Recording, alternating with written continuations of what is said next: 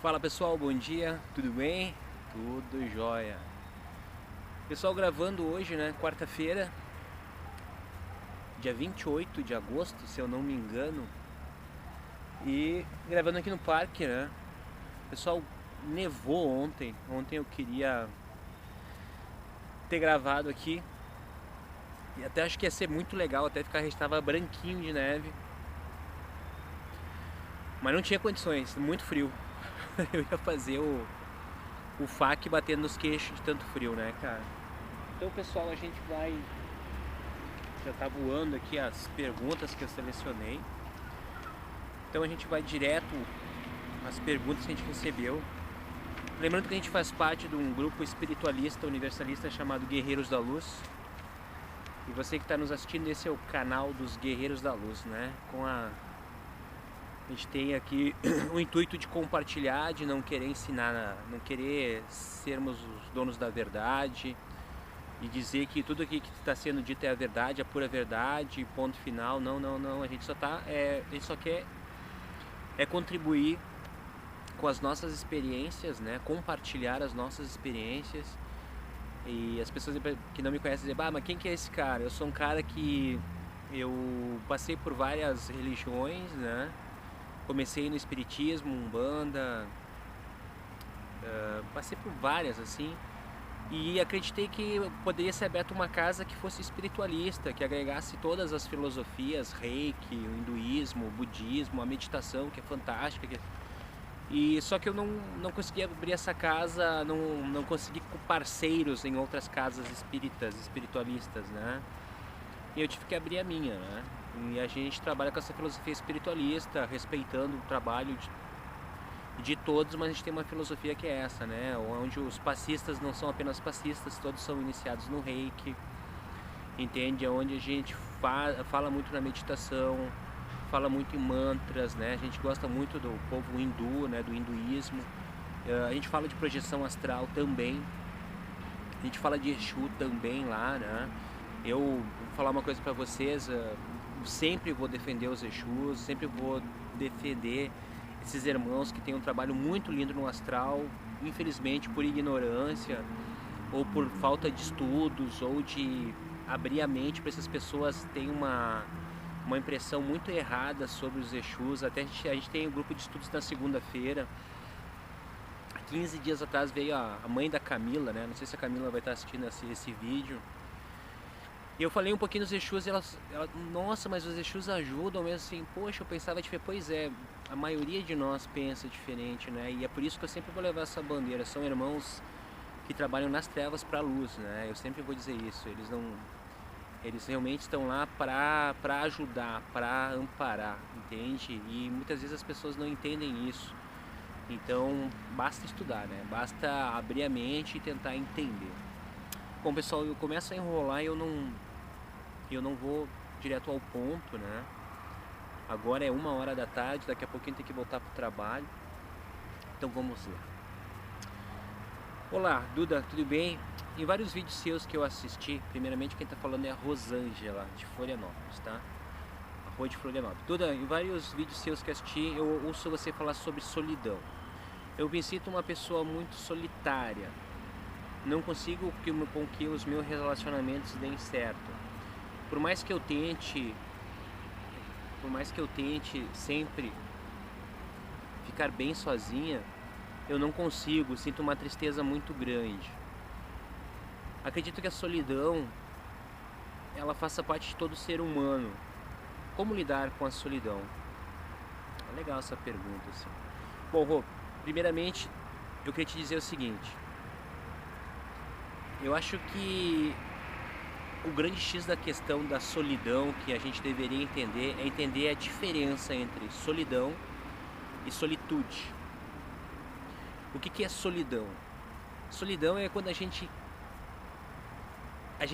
se sente completamente sozinho, a gente se sente triste por não estar com ninguém, a gente sente falta, a gente sente a ausência de alguém, de alguma pessoa, de algum lugar, de alguma coisa.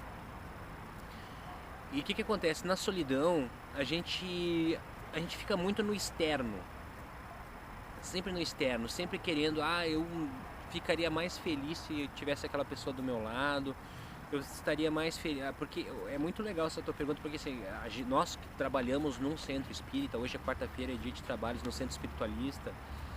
Hoje eu vou trabalhar no atendimento fraterno, eu adoro trabalhar no atendimento fraterno, que a gente conversa com as pessoas tete a tete, a gente ouve muitas experiências das pessoas. E as pessoas, assim, a solidão, são vários motivos que a pessoa pode se sentir solitária, né? Primeiramente, uma das coisas que acontece é a pessoa se isolar, né? Ela mesmo propicia a solidão dela, por inúmeros motivos. Nós vamos colocar aqui por exemplo, a pessoa ela se isola porque ela acredita que ela não está sendo aceita pelas outras pessoas. A gente atende muito adolescentes lá no centro e a gente percebe hoje os adolescentes sofrem muito bullying, né? A mídia,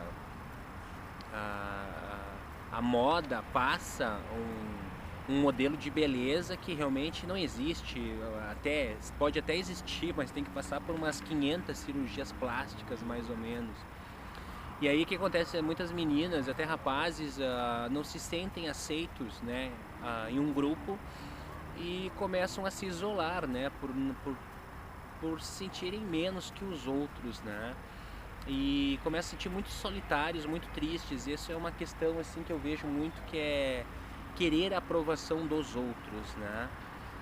E a solidão também que existe muitas vezes em relacionamentos, porque um relacionamento não deu certo, a pessoa se isola porque ela não quer mais sofrer, ela não quer mais ter aquela desilusão amorosa e acaba se isolando, né?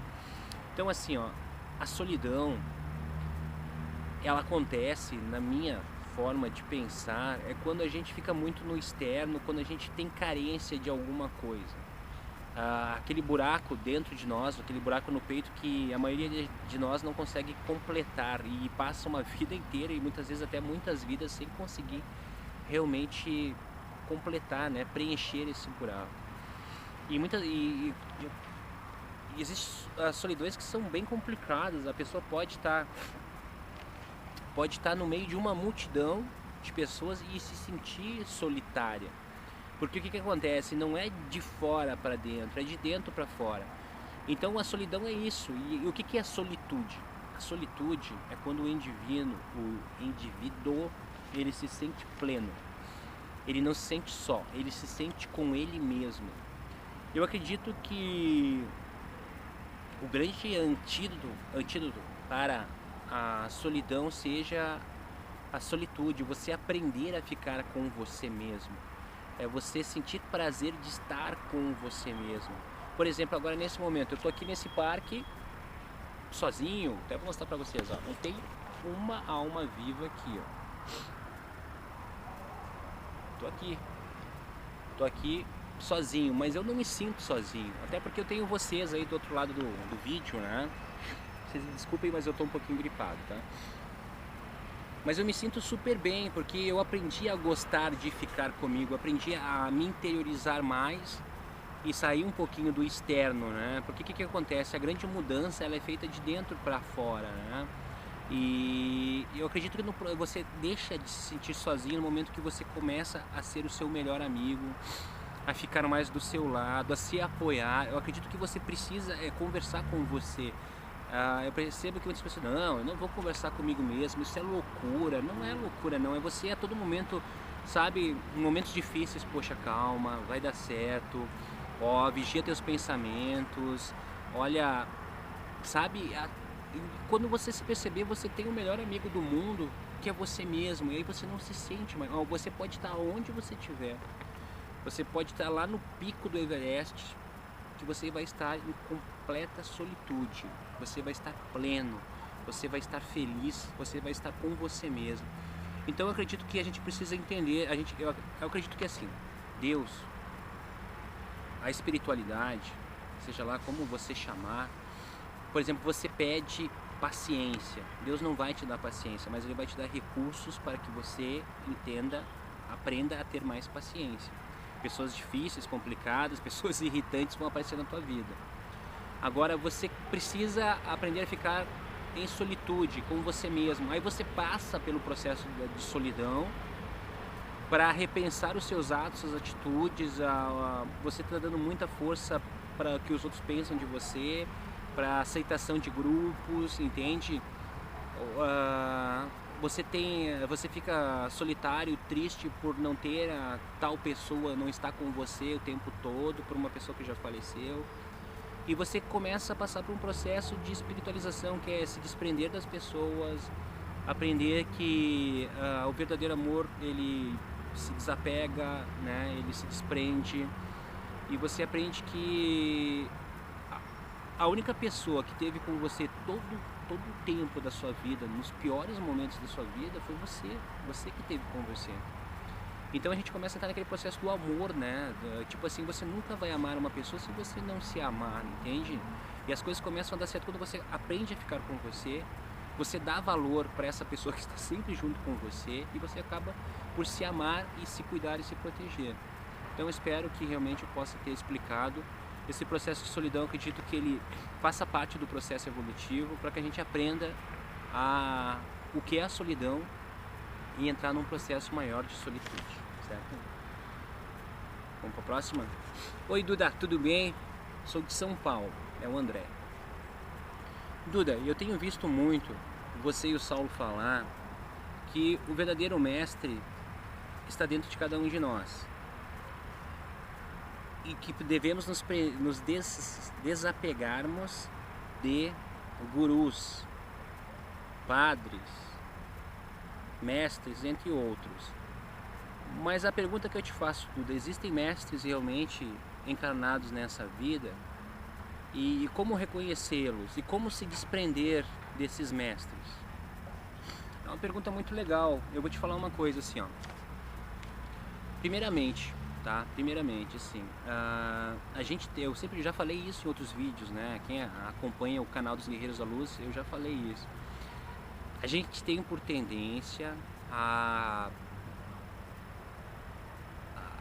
colocar uma pessoa lá no topo, né? Colocar uma pessoa mais alta que você, um mestre, um guru, um padre, um pastor, um sacerdote, um lama, seja lá o que for. Só que eu acredito que o verdadeiro mestre é o mestre interno, né?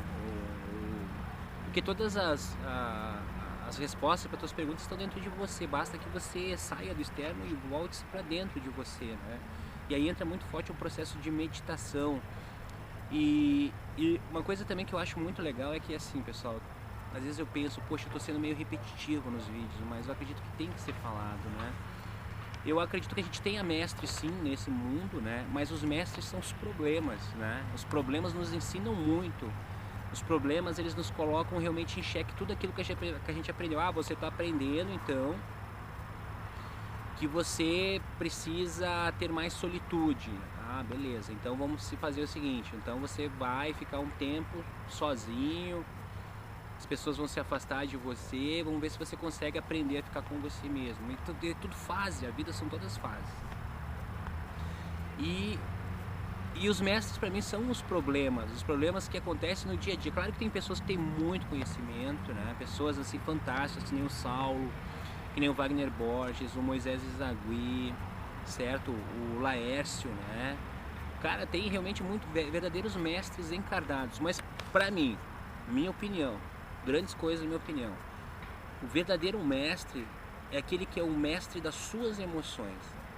É aquela pessoa que consegue controlar o seu emocional, o seu sentimental, o seu psicológico. Difícil pra caramba, pra não falar outra coisa. Mas o verdadeiro mestre é esse. E nós podemos nos tornar um mestre quando a gente começa a se conhecer, se autoconhecer, ver nossas tendências à irritação.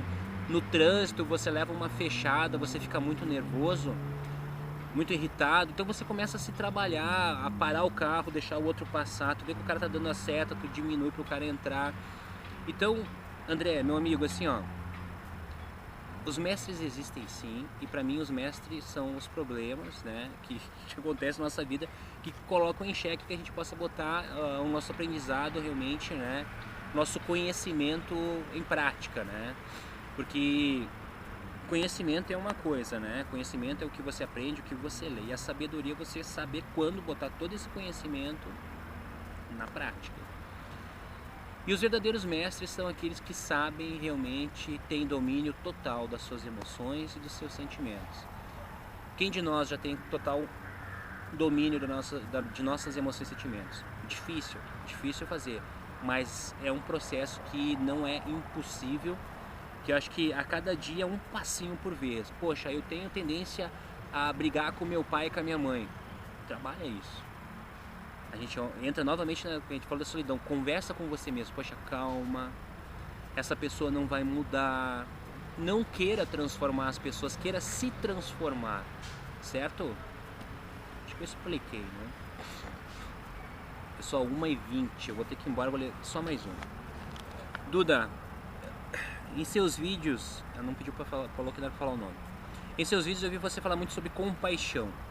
A diferença entre compaixão e pena. Eu achei fantástico, nunca tinha pensado nunca havia pensado dessa maneira.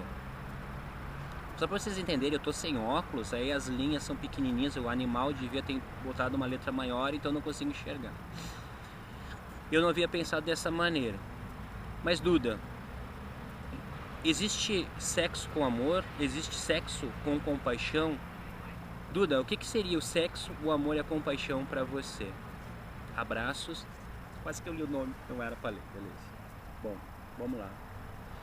Bom, assim, ó, vamos falar assim bem prático, sem encher muita linguiça. Sexo, amor e compaixão. O que eu vou falar aqui, pessoal, mais uma vez vale dizer, não é a verdade absoluta e é a minha opinião. E é muito legal que eu mesmo falo e eu mesmo me avacalho, eu mesmo termino comigo mesmo. É a minha opinião, grandes coisas é a minha opinião. Para mim, o sexo, ele nada mais é do que o amor físico, né? Um complemento do amor físico. E o amor, para mim, o que acontece? Porque assim, ó, essa é uma pergunta que a gente precisa assim ter muita paciência e equilíbrio para responder. Existe sexo sem amor? Existe, só por fazer. Existe sexo com amor? Existe sexo com amor, certo? Ou seja, o sexo com amor seria realmente a materialização e sabe, o ato em si de duas pessoas que se amam realmente, certo? Fugiu a palavra agora, estou me enrolando todo para responder essa pergunta. O sexo com amor seria realmente assim a plenitude do ato, né, no físico, entende? E o amor, certo? O amor é um sentimento nobre, dos sentimentos maiores que existem, né, na espiritualidade. Mas só que o amor, ele precisa ter um equilíbrio. Por exemplo, a pessoa que está apaixonada, ela está desequilibrada. E também não é via de regra, mas assim, aquela pessoa que está apaixonada, que pensa 24 horas na outra pessoa, que respira a outra pessoa, que não tira aquela... está em desequilíbrio, certo? E a compaixão, para mim, na minha opinião, a compaixão, ela está acima do amor. Por quê? Para mim, compaixão seria amor mais meditação. Porque o que acontece? Muitas vezes quando a gente sente um amor, se apaixona, a gente não pensa, a gente não raciocina. E a compaixão, por isso que eu associo a meditação, a compaixão é você se colocar no lugar do outro. Compaixão é muitas vezes você ter um sentimento de amor por uma pessoa, mas você a todo momento, poxa, e aí? Vamos fazer isso com calma, certo? Sabe? Com equilíbrio, sem julgamento, você vai ajudar uma pessoa, você está apaixonado, você conversar consigo mesmo e poxa, calma nesse momento, entende? Então assim, eu acho que vem a intuição assim, o sexo seria a semente da planta, o amor seria a flor e a compaixão seria a essência. Para mim seria assim. Então a compaixão, eu acredito que ela seja assim a espiritualidade mais pura, assim, entende? Você ter compaixão por uma pessoa, onde você não julga aquela pessoa, aonde você entende que muitas vezes aquela pessoa não está bem, aquela pessoa está agressiva com você, você sabe que aquele é o comportamento daquela pessoa, que é uma pessoa que vai ter muito que trabalhar a si mesmo, e você sabe que o foco não é aquela pessoa, aquele foco é você, entende?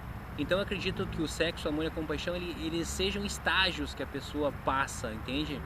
Por exemplo, um ser humano precisa do sexo, o sexo ele é um alimento para o corpo, mas muitas pessoas ganham a vida com o corpo, muitas pessoas, por exemplo, se prostituem, né? Fazem sexo sem amor, né? E foi muito legal porque eu estava conversando com uma psicóloga, né? Eu adoro a psicologia, se eu pudesse me formar eu ia ser psicólogo, entende? E ela me falou o seguinte, assim, que geralmente as irmãs, as irmãs, vamos falar as irmãs que trabalham em prostituição, né? Que ganham a vida vendendo o corpo, né? Elas têm assim um tique, né? De limpeza. Elas são ótimas, elas limpam tudo muito bem limpo. Se a gente pudesse contratar uma pessoa assim, a nossa casa estaria um brinco, né? E elas têm uma mania de limpeza muito grande, o quarto delas é muito bem arrumadinho, a casa. E por quê, pessoal? Porque elas inconscientemente elas se sentem sujas. Sujas por ganhar a vida com o sexo, né? O sexo sem amor, entende? Então tem muita coisa que está no nosso inconsciente que a gente não consegue entender, né? E a gente só vai conseguir entender isso voltando para dentro de nós mesmos. Então, respondendo essa pergunta, acho que me enrolei todo, não sei se eu respondi. Para mim, sexo seria a sementinha, o amor seria a flor e a compaixão seria a essência da flor, né? O amor no seu grau mais elevado. Para mim, compaixão é amor mais meditação. Pessoal, vou ter que ir lá, desculpem a demora, praticamente um abandono nos vídeos, mas vamos ver se a gente volta, né? E o Saulo também não tá gravando, né, cara? E então eu tenho que gravar. Alguém tem que trabalhar aí nessa casa aí de vídeos. Tô brincando. Forte abraço pro Saulo Caldeirão, um grande amigo. Fiquem com Deus. Namastê.